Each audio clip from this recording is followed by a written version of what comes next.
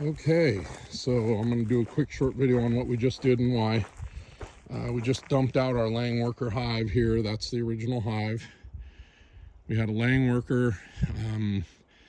There just really was only two options. We could either have combined her with that hive or left her here, and they would have died, or requeen her. And in order to requeen her, we took that hive there and we dumped it over here. Now, some people will tell you 50 feet. Some people say this doesn't work at all. Some people will tell you, 20 feet, whatever. My beekeeping mentor, the guy who runs our beekeeping here in Spokane, told me 5 to 10 feet. I'm at least 20 from the hive. And he said, dump them all out here and they'll return to there. And while they're returning to there, you put a new queen in. And when they get back to the hive, they'll get her sent and they'll accept her, and they'll accept her right away.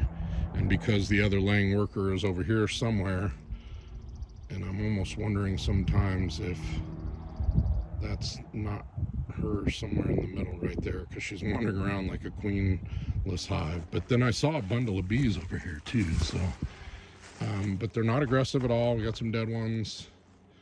I don't really know where she's at. But anyway, then what I did was I borrowed some resources from that hive. I took a frame of capped brood and a full frame of honey, because frankly that hive has so much honey, it's ridiculous. I created a brood chamber in the bottom where I put her, and I put her on a frame that also already had some capped brood on it. I put her next to a frame that already had capped brood on it. I also put another frame, like I said, of capped brood from the other hive in there. So now she'll have some nurse bees here in the next week while they get her acclimated to the hive. And I'll come back out here and check them on Wednesday or Thursday or something like that, and see if she's laying, and see if I got eggs, and see if they've accepted her. And if they have, well then by God, by this week we'll be having babies again. And we have had kind of a late nectar flow here, so if they get population going again, they could have pretty much the whole month of July to forage and, see what we can fill up. The good news is both boxes have full comb, all the way drawn comb, so all they have to do is fill it up.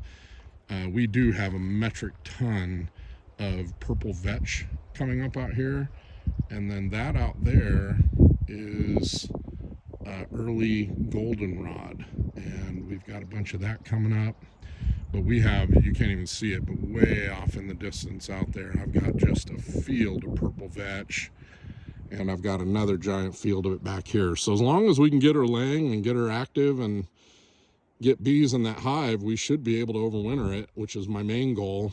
And then what I also did was I took a box, the box that was on top of this hive, the third one, and I put it in the middle over there, filled with all drawn comb frames that most of them had some nectar in it. And my hope is that because it's drawn and it has nectar, that they'll quickly go in there and start filling that up and cap it, because the one above it, the one on the very top, I could almost harvest already. So anyway, hive is hopefully alive. We'll see. Bye.